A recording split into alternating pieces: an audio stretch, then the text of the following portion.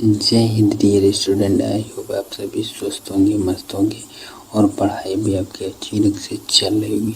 तो आज इस वीडियो में हम आप लोगों के लिए लेकर आए हैं क्लास 12 हिंदी की मोस्ट इम्पोर्टेंट टॉपिक जो है जीवन परिचय मैथिली शरण गुप्त जी का। ये मैथिली शरण गुप्त जी का जो जीवन परिचय है ये बेहद इम्पोर्टेंट है।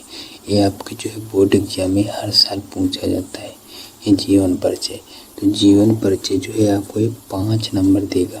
तो ये इस वीडियो में आप लोगों के 5 नंबर पक्के हो जाएंगे। तो ये जो है लास्ट तक बने रहिएगा वीडियो में, ताकि आपको जो है इसमें लिखने का तरीका हम बताएंगे कि कितना क्या लिखना होता है। तो मैक्सिमम शब्द सीमा उसमें दी होती कि 80 शब्द में जो है जीवन परिचय और साहित्यिक परिचय दोनों को निपटा दीजिए। 80 शब्द लिखेंगे, आपको जो है 5 नंबर पाठ से मिल जाएंगे। तो चलिए देखते हैं मैथिली शरण गुप्त जी का जीवन परिचय हमें क्या लिखना है।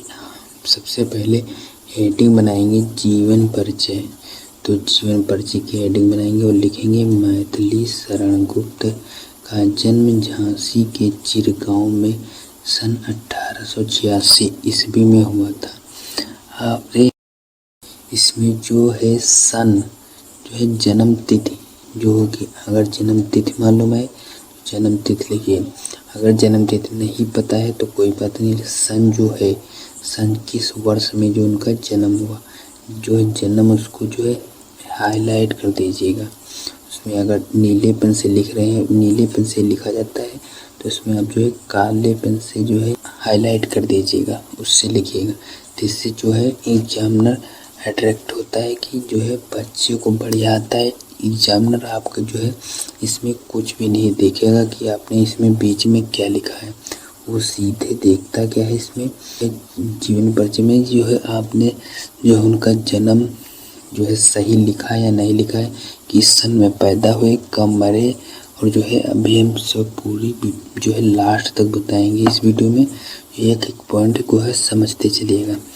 तो 1886 ईस्वी में हुआ था इनका जन्म मैथिली शरण गुप्त जी का। तो इनके पिता राम शरण गुप्त हिंदी साहित्य के अच्छे कवि थे। इनके पिता जो है हिंदी साहित्य के अच्छे कवि थे और इन्हें अपने पिता से ही कविता की प्रेरणा प्राप्त हुई। गुप्त जी की शिक्षा दीक्षा घर पर ही संपन्न हुई। जो गुप्त जी की मैथिली शरण जी की गुप्त जी की जो शिक्षा दीक्षा यानी कि जो पढ़ाई लिखाई थी वो जो घर पर ही संपन्न हुई। इसी कारण से इनके अंदर काव्य के प्रति अभिरुचि जागृत हुई और सन 1964 हमने क्या बताया जो है इसको हाईलाइट कर दीजिएगा जो भी सन हो। अब जो है सन 1964 ईस्वी में गुप्त जी का देहावसान हो गया। अब जीवन परिचय में ये मत लिखिएगा कि जो है वो 1964 में मर गए। अगर आप जो है सुंदर शब्दों का उपयोग करेंगे तो आपके एग्जाम में नंबर नहीं काटेगा। इसमें देहावसान लिख सकते थे, निधन लिख सकते थे, आपको जो है मृत्यु लिख सकते थे। इस तरह के जो है अच्छे शब्दों का उपयोग कीजिए। इस तरह के जो अच्छे शब्दों का उपयोग करेंगे एग्जामिनर आपको नंबर पूरे देगा। तो ये उनका हो गया जो जीवन परिचय, मैथिली शरण गुप्त जी का जीवन परिचय हो गया। अब इनका हम साहित्यिक परिचय देख लेते हैं। तो साहित्यिक परिचय में क्या लिखना होता है, तो साहित्यिक परिचय सबसे पहले हम हेडिंग बनाएंगे मैथिली शरण गुप्त जी में बाल्यावस्था यानी बचपन से ही काव्यात्मक प्रवृत्ति विद्यमान थी। गुप्त जी राष्ट्र प्रेमी कवि थे और गुप्त जी राष्ट्र प्रेमी कवि थे। इनकी वे राष्ट्र प्रेमी सभी होते हैं। तो इनकी जो रचनाओं में राष्ट्र प्रेम कूट कूट कर भरा है।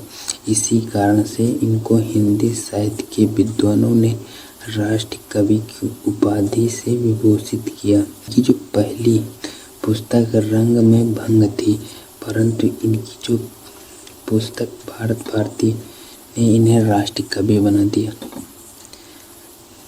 इनकी जो पहली पुस्तक रंग में भंग थी, जो है रंग में भंग थी, ये अच्छी ढंग से जो है ये पहली पुस्तक बढ़िया नहीं चली। ये इससे इनको जो है ये विख्यात नहीं हुए। रंग में भंग जो बनाई पहली पुस्तक जो लिखी, इससे इनको कोई प्रॉफिट नहीं हुआ। परंतु जो इनके बाद जो है पुस्तक भारत भारती ने जो एक पुस्तक लिखी, भारत भारती ने इन्हें राष्ट्र कवि के रूप में प्रसिद्ध कर दिया।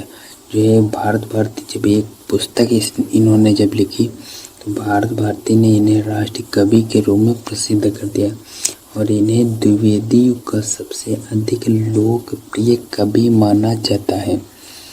तो ये द्विवेदी युग के सबसे लोकप्रिय कवि हैं। तो ये ध्यान रखिएगा, ये ऑब्जेक्टिव क्वेश्चन में पूछ सकता है कि सबसे लोकप्रिय कवि कौन है, तो आपको मैथिली शरण गुप्त मानना है। तो ये हो गया इनका साहित्यिक परिचय।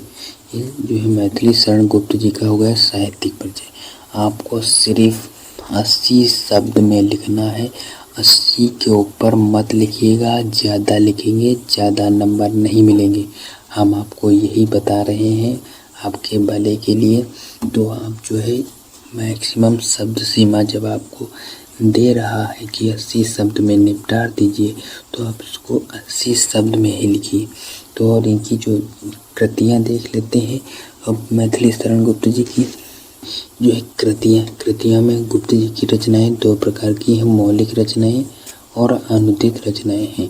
तो मौलिक रचनाओं में क्या है, भारत भारती, जयद्रथ वध, पंचवटी आदि।